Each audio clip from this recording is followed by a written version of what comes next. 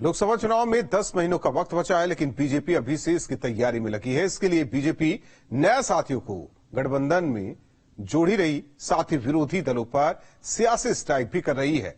दारा सिंह चौहान के बाद अब बीजेपी समाजवादी पार्टी और आरएलडी के बड़े नेताओं को अपनी पार्टी में शामिल कराने की तैयारी में।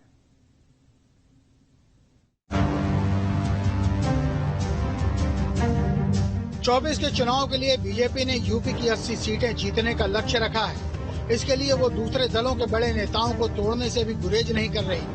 बीजेपी ने पूर्वांचल में समाजवादी पार्टी पर सियासी स्ट्राइक कर दारा सिंह चौहान को पार्टी में शामिल कर लिया था।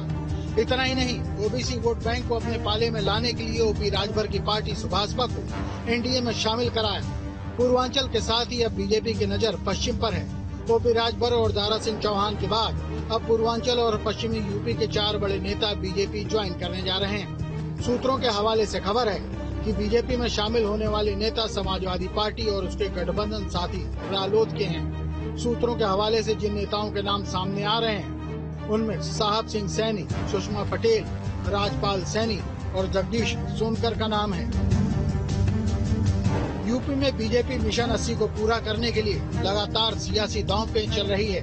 इसी कड़ी में इन नेताओं को शामिल कराने की तैयारी है। दरअसल जिन नेताओं को भगवा गमछा पहनाने की तैयारी है, वो पश्चिम के कद्दावर नेता माने जाते हैं। ऐसा नहीं है कि बीजेपी की नजर केवल समाजवादी पार्टी के नेताओं पर है, बल्कि पश्चिम में आरएलडी में भी सेंधमारी की तैयारी है।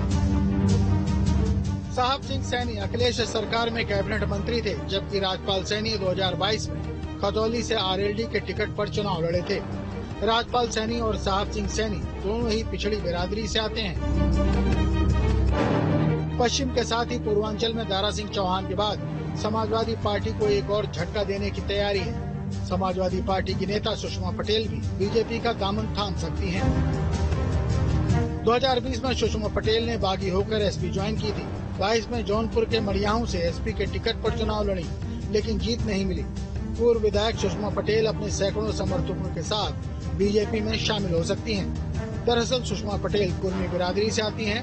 कुर्मी बिरादरी के बीच बीजेपी अपना पकड़ कमजोर मानती है, इसीलिए पूर्वांचल में कुर्मी बिरादरी की महिला नेता के जरिए बीजेपी अपनी राह आसान करना चाह रही है। वैसे भी 2019 के लोकसभा चुनाव में जौनपुर की लोकसभा सीट बीजेपी नहीं जीत पाई थी। पूर्वांचल में समाजवादी पार्टी को बीजेपी डबल झटका देने की तैयारी में है। सूत्रों के मुताबिक सुषमा पटेल के अलावा समाजवादी पार्टी नेता जगदीश सोनकर भी बीजेपी का दामन थाम सकते हैं। जगदीश सोनकर समाजवादी पार्टी से 4 बार विधायक रहे हैं। जौनपुर में पार्टी के वरिष्ठ नेता मछली शहर सीट से 2017 में विधायक थे। 2022 के विधानसभा चुनाव से पहले उन्हें टिकट दिया, लेकिन ऐन वक्त पर अखिलेश यादव ने उनका टिकट काटकर रागिनी सोनकर को अपना उम्मीदवार बनाया था। उसके बाद से ही जगदीश सोनकर नाराज बताए जा रहे थे। जगदीश सोनकर एससी बिरादरी से आते हैं। 24 के चुनाव को लेकर जहां विपक्षी दल केवल रणनीति बनाने पर जुटे हैं, तो वहीं बीजेपी दूसरे दलों में सेंधमारी कर अपना वोट बैंक बनाने की तैयारी में है। माना जाता है कि अभी इसकी शुरुआत हुई है और 24 के चुनाव से पहले बीजेपी कई बड़े नेताओं को पार्टी में शामिल कर सकती है। जी न्यूज स्टेट।